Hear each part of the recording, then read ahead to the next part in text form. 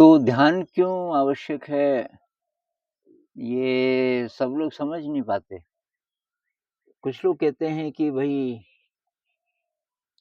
हम तो स्वस्थ हैं, कोई प्रॉब्लम नहीं है ज़िंदगी में, हम क्यों ध्यान करें?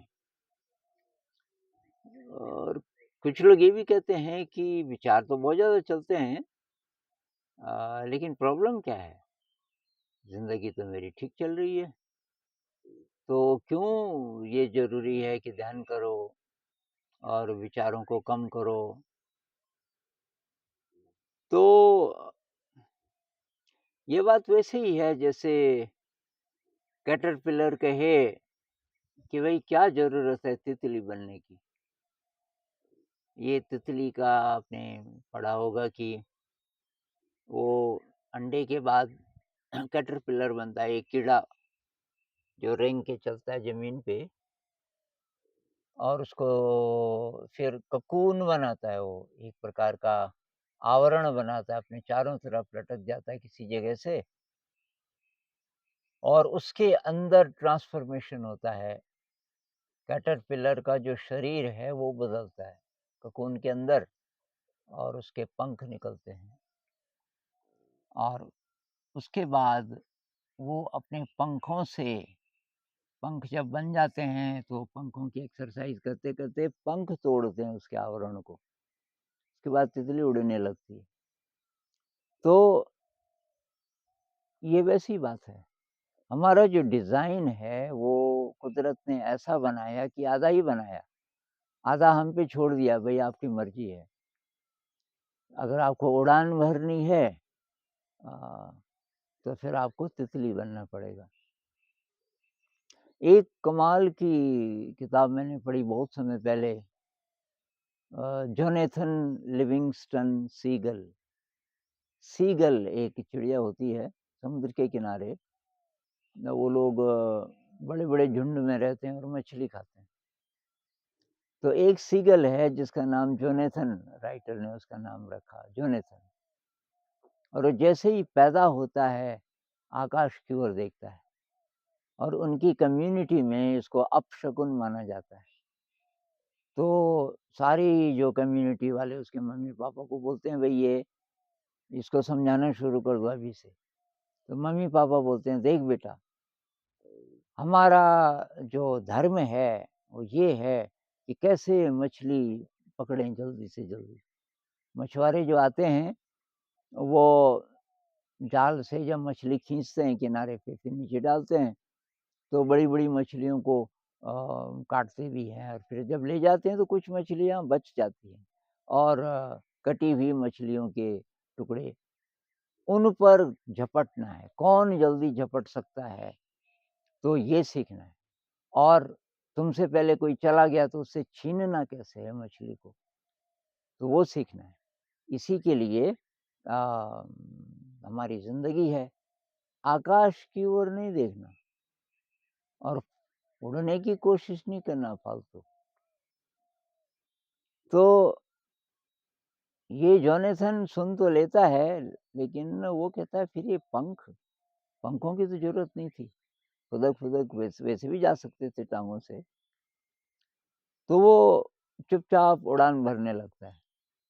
उड़ान भरता है और कई बार गिरता है और एक बार जब ये सब लोग मछली-वछली खा के पूरी कॉलोनी और आराम कर रहे होते हैं, उनके बीच गिर जाता है क्योंकि सँभाल नहीं पाता अपने को। फिर जब फिर उसको वार्निंग देते हैं, जब फिर भी नहीं मानता, तो मीटिंग बिठाते हैं। सारे गाँव वाले बोलते हैं, कम्युनिटी वाले बोलते हैं, इसको निकालना पड़ेगा बिरादरी से।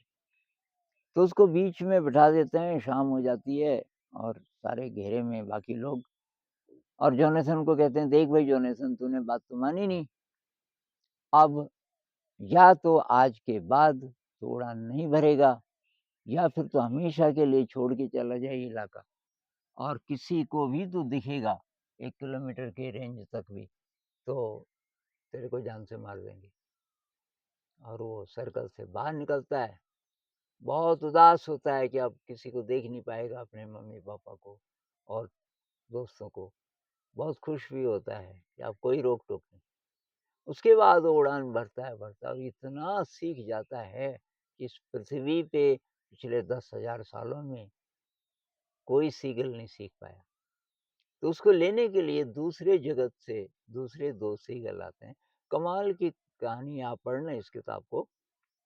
कुछ लोगों के लिए मैंने रिकमेंड की है, कुछ कमेंट्स आए थे कि कोई अच्छी किताबें। तो ये जो डिज़ाइन है हमारा, वो इसके लिए है कि हमें सचमुच खुशी का पता लगाना है और वो इसके बिना संभव नहीं है। आपको अपना ब्रेन बदलना पड़ेगा। थॉट्स इतने ज़्यादा क्यों आते हैं अनावश्यक? तो हमने क्योंकि ब्रेन को रिवायर नहीं किया। तो करीब 86 बिलियन कोशिकाएँ हैं ब्रेन में। कुछ नहीं करेंगे तो सोचेंगे क्यों नहीं हो? जिनमें से 16 बिलियन वैज्ञानिक लोग कहते हैं कि आपके ये जो फ्रंटल कॉर्टेक्स है, आगे वाला हिस्सा जो सोचता है, 16 बिलियन तो उसी में। तो विचार तो आएँगे। ये अब हमारे ऊपर है कि हम कैसे करके वो खर्चा कम करें, क्योंकि हमारी बहुत सारी शक्ति, शायद 96% से ज़्यादा शक्ति ये फालतू सोचने में ख़त्म हो जाती है। फालतू सोचने में, काम का तो चाहिए।